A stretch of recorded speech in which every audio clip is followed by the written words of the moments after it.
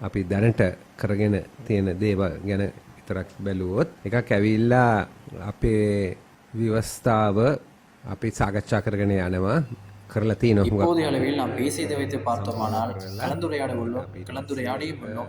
பெரும்பாலான அமைப்பிடம் இதை பற்றி கலந்துரையாடி உள்ளோம்.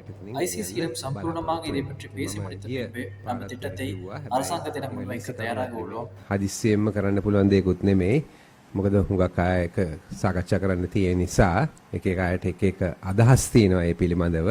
ඉතින් ඒ ඔක්කොම අදහස් කිරලා බලලා අපි කොහොම හරි ක්‍රිකට් වල හොඳ පාලනයක් යහ පාලනයක් පිරිසිදු පාලනයක් ඇති කරන ක්‍රමවිදියක් තමයි ව්‍යවස්ථාව කියලා කියන්නේ. தாமதமாக காரணங்கள் அதிகமாக உள்ளன. ஏனெனில் ஒருவர் அல்லது இருவர் பேசி எடுக்கப்படும் முடிவு அல்ல. இதை பற்றி கலந்துரையாடும் பொழுது ஒவ்வொருவருக்கும் தனிப்பட்ட நபரின் சிந்தனைகள் யோசனை வந்து கொண்டே இருக்கும்.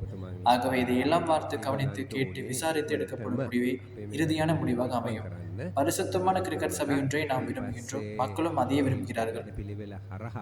ව්‍යවස්ථාවක් ගේනවා නම් ගෙනල්ලා ඊට පස්සේ ඒක හරහා කරන්න තියෙන පත්වීම් ඒ විදිහට කරලා අලුත් මණ්ඩලයක් ස්ථාපිත කරලා ක්‍රිකට් එකේ වැඩපිළිවෙල ඉදිරියට ගෙනියන්න. ඒක ICC එක පැත්තෙන් ඒක ඒ සාකච්ඡාව ICC එකයි අපි අතර යනවා. ඒත් එක පැත්තකින් ඒගොල්ලන්ගේ ව්‍යවස්ථාවයි ඒගොල්ලන්ගේ ප්‍රතිපත්ති තියෙනවා.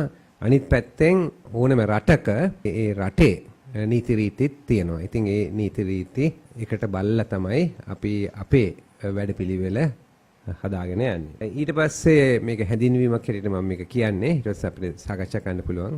දන්නවනේ අපේ ක්‍රීඩකයින්ව අපි කොන්ට්‍රැක්ට් කරනවා. ඒක අපි කරලා තියෙනවා. ඒකේ විශේෂයකට තියෙන්නේ අලුත් ක්‍රීඩකයන් ගණනාවක්ම ඒකට අපි මේ පාර ඇතුළු කරලා තියෙනවා. ගණනක් හැටියට බැලුවොත් මම හිතන්නේ වෙනදාට වැඩිය වැඩි. ඊට පස්සේ සිලෙක්ෂන් පැනල්ස් වල වෙනස් වීම කරලා තියෙනවා. ඊට පස්සේ කාන්තා වැඩපිළිවෙල ඉදිරියට යනවා. under 19 එකත් යනවා. දැනුත් ක්‍රිකට් වැඩපිළිවෙල යනවා. ඊට පස්සේ ටුවර්ස් උත් එනවා. ඊට පස්සේ මේ කෝචස්ලාගේ අධ්‍යාපන වැඩපිළිවෙල. ඒක මම කියන්න ඕනේ ප්‍රොවින්සර්ස් වලයි දිස්ත්‍රික්ක වල ප්‍රධානත්වයෙන් වේගෙන යන දෙයක්. මම පුද්ගලිකව ගිහිල්ලා ඒක බැලුවා. මම හිතන්නේ හුඟක් හොඳයි. ඒගොල්ලන් කරගෙන යන වැඩපිළිවෙල දිස්ත්‍රික්ක වලයි ප්‍රොවින්සර්ස් වලයි ඒක අපි තව ශක්තිමත් කරන්න බලන්න ඕනේ. ඒකත් සිදු වෙගෙන යනවා.